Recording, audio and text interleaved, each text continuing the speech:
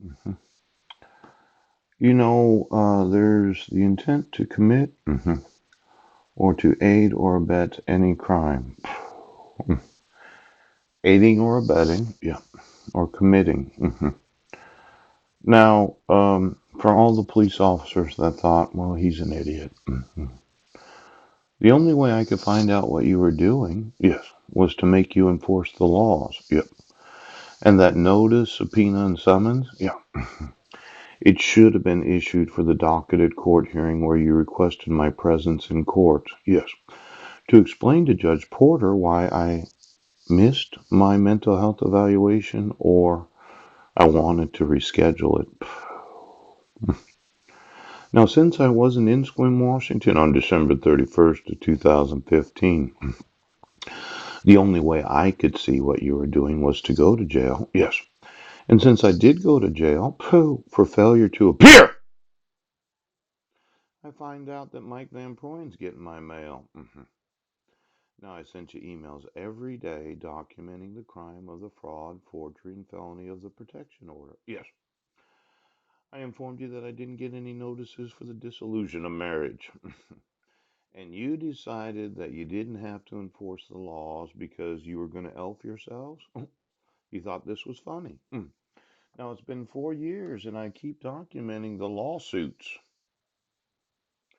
See, when you know that the individual has no mailing address, right?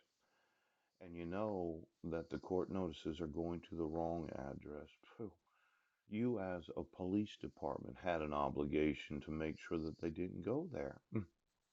Now, it is not my job to change an address where you changed the information on my driver's license because I didn't change it. And obviously, if you'd send it to Vancouver, Washington, I wouldn't have been getting it. Now, this identity theft in the first degree, second degree, third degree. Every person who, in the commission of identity theft, shall commit any other crime may be punished, therefore, as well as for the identity theft, and may be prosecuted for each crime separately. Yeah, I sent you a picture of this. Um, we have kidnapping, $2,500,000 bail, or is that a bond? Oh. And then we have identity theft, yes. And then the refusal to give me the summons, subpoena, notice of the docketed court hearing where you gave me 2 judicial days to appear in court. Your top secret family's way of doing things happens to violate quite a few laws. And the idea that you're just going to make up fake crimes, yeah. You're going to pay somebody to play the part of an innocent American, yeah. You're just going to continue to cover up everything that you set up. Well, a person who violates this section is liable for civil damages, yeah, or of $1,000 or actual damages, whichever is greater, including the cost to repair the victim's credit record, and reasonable attorney fees as determined by the court. Yes. Now, there's $1,000 or actual damages. Phew. Well, I've documented quite a few intellectual properties. Yes. Let's say my actual damages is approximately $1 trillion.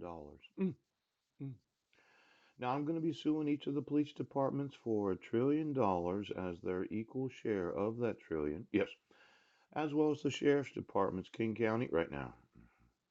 See, I document intellectual property so that I can include it in the actual obstruction of justice. Yes, so that it is included in the actual damages.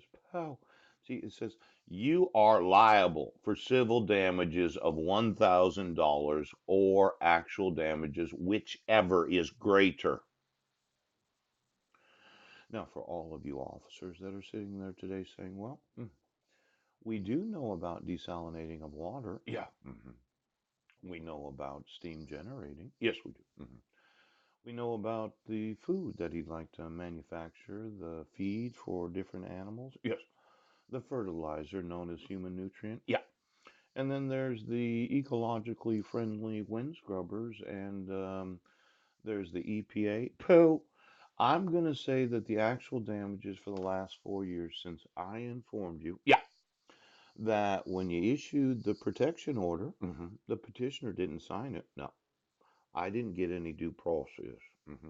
You issued it for 10 years. Is $1 trillion. Now, when I go through each police department right now, that's the actual damages, and it happens to be greater than $1,000. Yeah, I'm going to make absolutely sure